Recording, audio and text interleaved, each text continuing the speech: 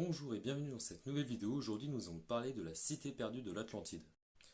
C'est Platon, un philosophe athénien qui est né de -428 à -348 avant Jésus-Christ, qui a fait référence pour quasiment la première fois dans ses histoires la Critias et la Timée de la légende de la cité perdue de l'Atlantide.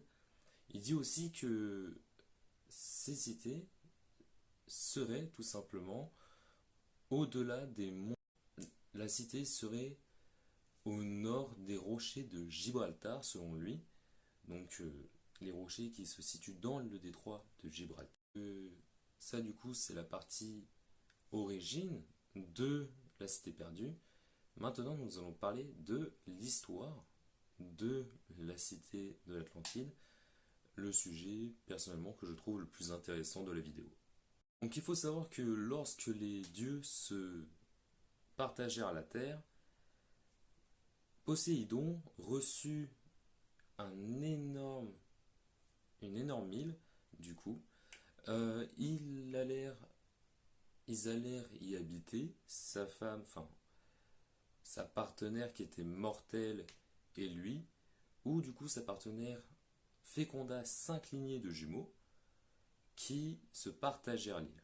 Les aînés des enfants était tout simplement Atlas, le fils aîné de Poséidon. Il donna son nom à l'île et à l'océan qui l'entourait. Donc Atlantis, du coup, tient son nom du fils aîné de Poséidon et l'océan Atlantique aussi.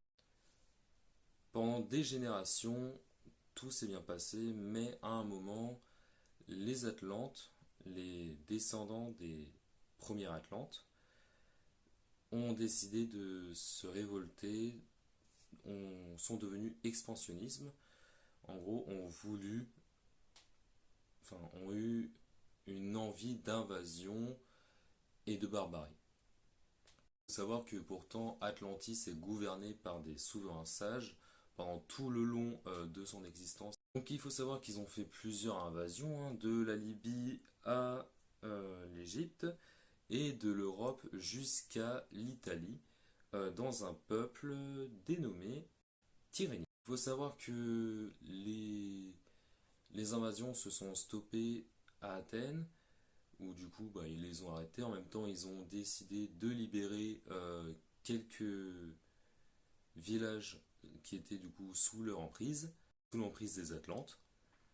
Et pendant ce temps-là, pendant que Athènes réglait tout ça, il y a Zeus qui est parti sur Atlantis,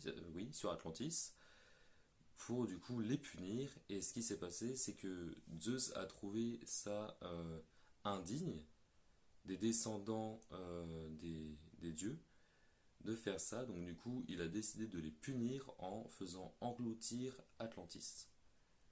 C'est comme ça qu'est devenue la légende de l'Atlantis. Il faut savoir qu'on n'a aucune preuve que ce lieu a réellement existé, mais toutefois il existe d'autres légendes sous le nom d'Atlantide, comme l'Atlantide des Sables, la cité perdue d'Ubar, et aussi l'Iram du coup, qui elles existent vraiment, et qu'on en reparlera dans une autre vidéo, de l'histoire de la cité pour l'histoire, et aussi de la légende pour la religion musulmane.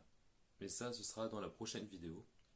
Je vais essayer de sortir une autre vidéo pendant la semaine, comme ça j'aurai rattrapé mon retard. Sur ce, je vous souhaite une bonne journée. Oui, cette vidéo aura été très courte.